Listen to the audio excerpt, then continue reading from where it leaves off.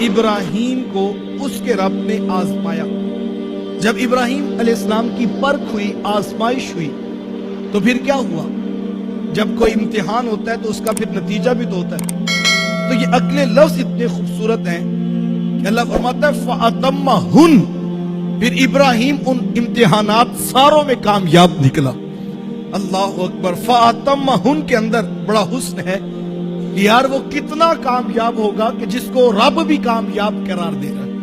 فَأَتَمَّهُنَّ، اور ابراہیم ہر امتحان کے اندر کامیاب نکلے، وہ مال کا امتحان ہو، وہ جان کا امتحان ہو، یا کہ وہ اولاد کا امتحان ہو، ہر امتحان کے اندر حضرت ابراہیم علیہ السلام کامیاب اور بامراد نکلتے ہیں۔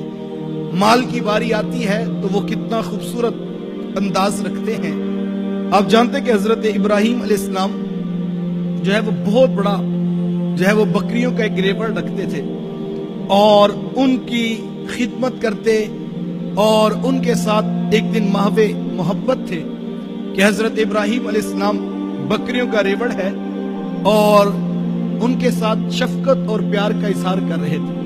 کسی بکری کی پشت پہ ہاتھ پھیرتے، کسی کے بالوں کو سنوار رہے تھے کہ فرشتوں نے عرض کی کہ مالک یہ ہے تیرا خلیل جو اس طرح دنیا کے مال میں منہمک ہے۔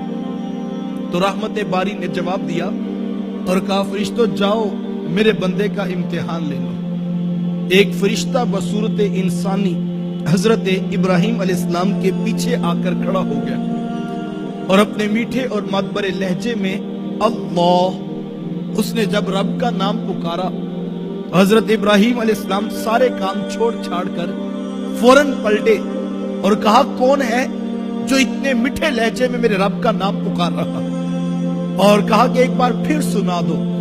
تو اس نے کہا ابراہیم پہلے تو اپنی مرضی سے نام لیا تھا، اب تمہاری ڈیمانڈ اور تمہاری چاہت ہے، لہٰذا اب مفت میں نام نہیں لوں گا، بتاؤ اگر دوبارہ نام سناؤں تو پھر تم مجھے کیا دو گے؟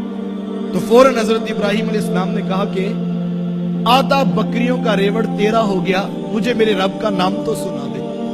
اللہ اکبر۔ اس نے پھر کہا اللہ، اب ایک رب کا نام اور پھر فرشتے کی زبان اور اس کا میٹھا لہجہ، اور پھر ادھر حضرت ابراہیم علیہ السلام کا قلب سلیم، تو لطف تو آنا ہی تھا، اور وہ جو محبت کی تار چھڑی تھی اس نے ایک اور رنگ اپنایا، اور حضرت ابراہیم علیہ السلام فوراً کہنے لگے کہ اتنے میٹھے لہجے میں پکارتے ہو، ذرا ایک بار پھر سنا دو۔ کہا ابراہیم اب کیا دو گے؟ کہا باقی آدھا بھی تیرا ہو گیا، مجھے میرے رب کا نام تو سنا دے۔ اللہ اکبر۔ اب اس نے پھر کہا اللہ۔ اب حضرت ابراہیم علیہ السلام کا دل اپنے رب کے نام کی لذتوں کو محسوس کرتا ہے، یار یہ تو ابراہیم علیہ السلام کا دل ہے۔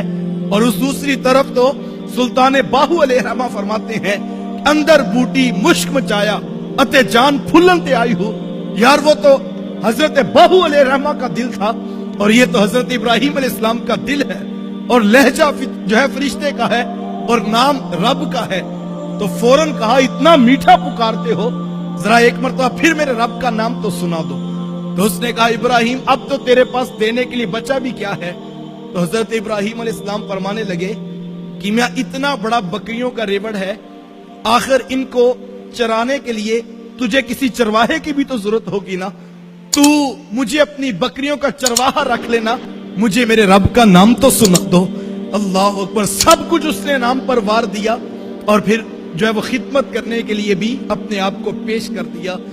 یہ ہے حضرت ابراہیم علیہ السلام کہ ایک رب کے نام پر سارا مال قربان کر دیا۔